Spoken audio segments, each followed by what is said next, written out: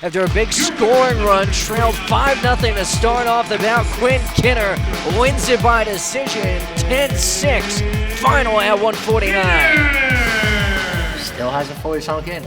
I'm not sure it ever will. We were kind of just talking about that moment where it was just basically pure euphoria. And then you hug the coaches, hug your teammates, hug your dad, like tears, and then it's just like after that, Coach Hangy's been saying it all week, like they can never take it away. You're an All-American for the rest of your life. And so just randomly, sporadically, it'll kick in, and I'll just be like fist bump in the air and be like, let's go. Like 20 years of my life, all was for that moment, and I wouldn't change a thing. Kind of going along specifically with that run. Yeah. You did something not many people in the history of college wrestling can necessarily say they've done.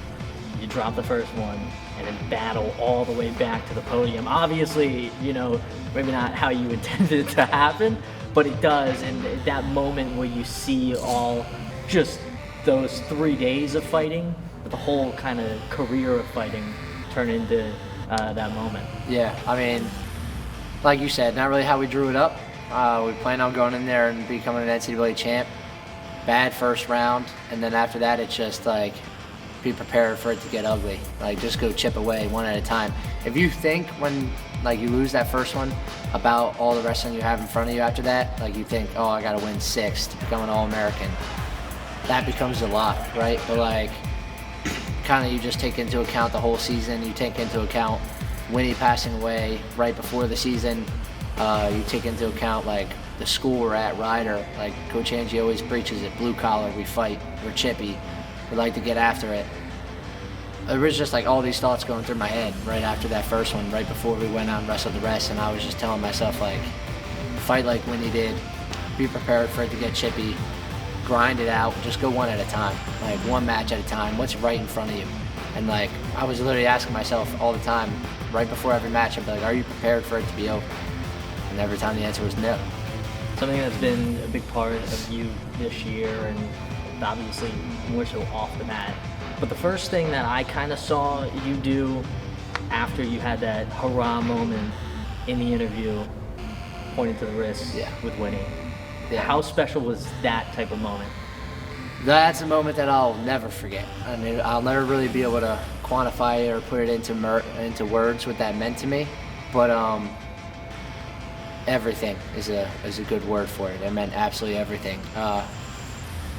Obviously, most people know, but like, yeah, my baby niece passed away 2 weeks before the season, and after that, things got a little messy. Like right away, it was a motivating factor. I went out, had a great first week, and then things got pretty messy and pretty ugly. And just throughout that whole ride, it was constantly reminding myself, like, I'm not here to be perfect. I will never be perfect. And so if that's my goal, then I'll always fall short of that. I'm here to fight as hard as I could possibly fight and honor that memory of baby Winnie who fought, and honor the opportunity that Coach Hangy and Coach Bedleon have given me, and honor God and everything that he's given me, and honor my family. And the only way I could really do that is by being myself to the utmost capacity, and by fighting as hard as I possibly can, and being willing to just do whatever is necessary. And so throughout the whole season, that was my little mantra, is just honor Winnie, fight like Winnie.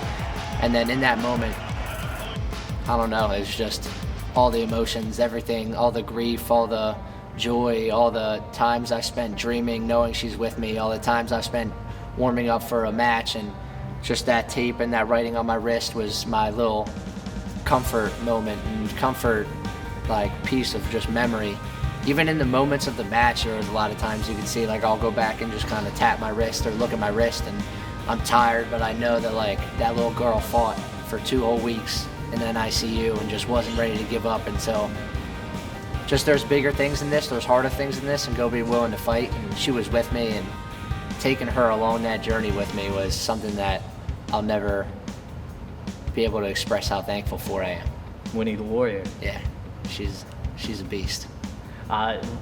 Family is something that not only here at Ryder in this wrestling program, I think has been a good way to kind of describe this program.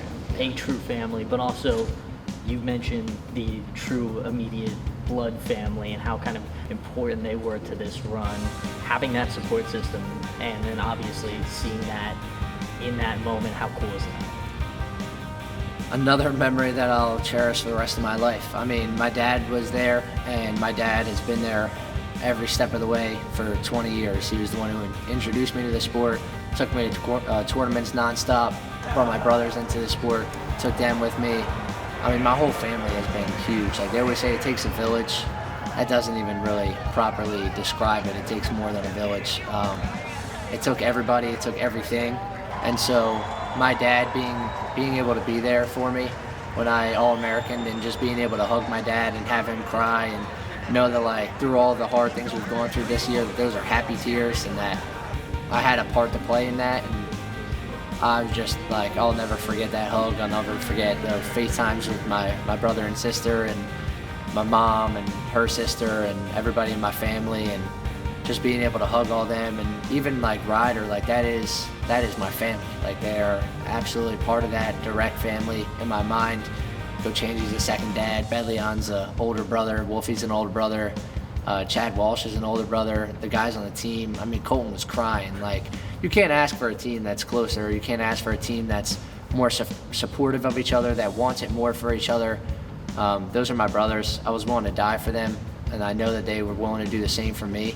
And so just those hugs that we had, that embrace that we were able to have on the side of the mat, and then being able to hug my dad and FaceTime my family and hug Coach Angie, those are memories that I'll cherish for the rest of my life, and just things that made every single ounce of training worth it all.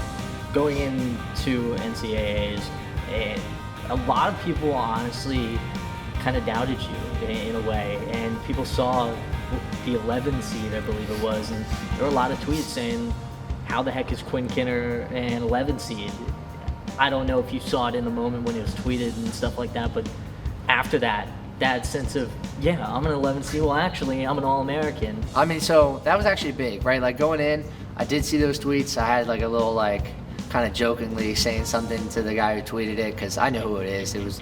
I don't think he meant anything disrespectful to me, but it was just funny. And so I responded to it. But I knew people were thinking it. I mean, me personally, I was kind of surprised that I got the 11 seed, because we talked about how my season was pretty up and down. It had its good moments, but it had its ugly moments. But I actually ran into that problem a lot at Ohio State. It's just I became so swept up in what everybody was saying about me. I was looking up my name on Twitter, on Google, on forums, on this, that, and the third. I wanted to know what everybody had to say, if they were impressed, if they were not impressed, if they were trashing me, whatever it might have been.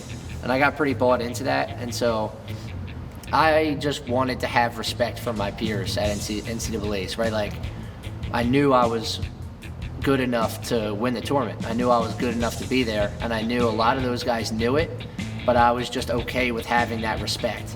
And this year I was telling myself, especially after that first loss, like, go take that respect.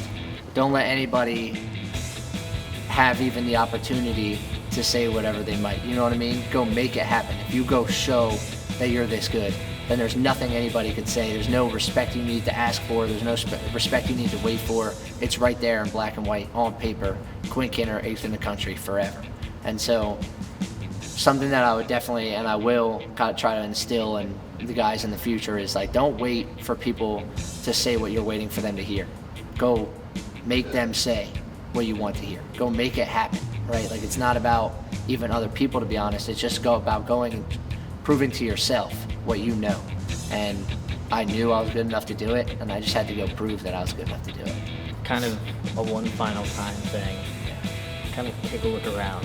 The other photos up, other All-Americans. How's it feel that you're going to be on this wall right here, hopefully in a couple days, couple weeks? Yeah, no, I mean, that's awesome. I'm going to come in here for the rest of my life and just probably stare at that for a little while. I've been walking around since Monday, since we got back, and just been like, 1, I can't believe it's over. 2, I'm grateful for the experience. 3, I love everybody that had any part to do with this. And 4, like, just to be cemented in this legacy forever, surrounded by incredible wrestlers and people like Jesse, like Chad, like Wolfie, like Coach Angie, like everybody. That's something that means more than I could display, more than I could ever put into words. It's something that will last forever, like Coach Andrew said, and will last forever in my heart. So I love this place. I want to give back. I've always said I want to leave it better than I found it. I hope people would think that I did, but I'm definitely leaving better than I came.